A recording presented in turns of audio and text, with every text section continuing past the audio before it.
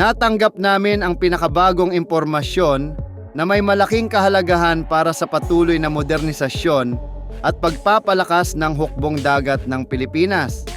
Ang kasalukuyang retrofitting at maintenance ng BRP Conrado Yap PS-30 sa isang shipyard sa General Santos City ay hindi lamang isang ordinaryong technical update. Ito ay malinaw na patunay na unti-unti nang naaabot ng Philippine Navy ang mas mataas na antas ng kakayahan sa sustainment at self-reliance. Isa sa mga pinakakapansin-pansing bahagi ng ginawang upgrade ay ang paglalagay ng mga bagong propeller. Ang propeller ay isang mahalagang bahagi ng anumang barko dahil ito ang nagbibigay ng tulak at kontrol sa galaw nito sa dagat. Ang maayos at modernong propulsion system ay nangangahulugan ng mas mahusay na fuel efficiency, mas maayos na maneuverability at mas maaasahang performance sa mahabang deployment. Ang katotohanang nais-agawa ito sa loob ng bansa ay nagpapakita na hindi na lamang umaasa ang Navy sa foreign shipyards para sa ganitong klaseng trabaho. Noong 2019 nang maipasa sa Pilipinas ang BRP Conrado Yap, nagmarka ito ng bagong yugto para sa Philippine Navy. Bilang isang Pohang-class corvette, nagdala ito ng mas mataas na antas ng firepower at sensor capability kumpara sa ilang mas matatandang barko ng fleet.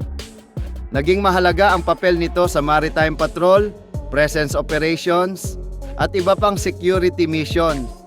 Ngunit bilang nag-iisang barko ng ganitong klase sa serbisyo ng bansa, limitado ang flexibility nito lalo na kapag ito ay sumasailalim sa maintenance.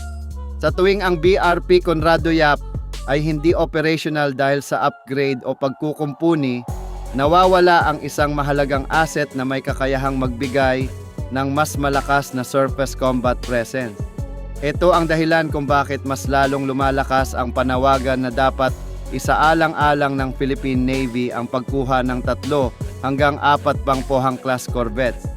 Ang matagumpay na lokal na pag-retrofit ay nagpapakita na may sapat ng pundasyon ang Navy upang suportahan ang ganitong klase ng barko.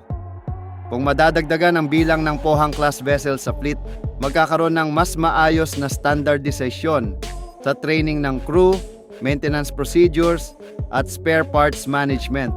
Mas magiging epesyente ang logistics at mas bababa ang pangmatagalang gastos dahil sa pagkakapareho ng mga sistema at components.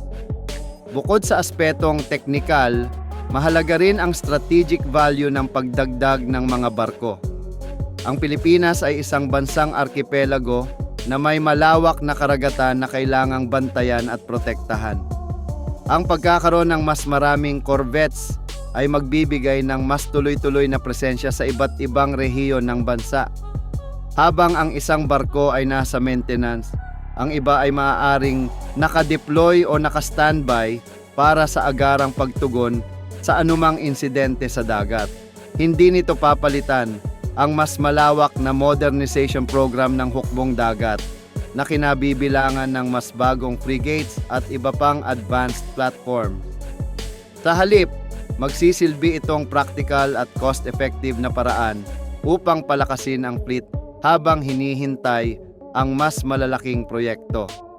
Ang Pohang-class corvettes ay maaaring magsilbing backbone ng intermediate surface combat capability ng Navy sa kasalukuyang yugto ng modernisasyon.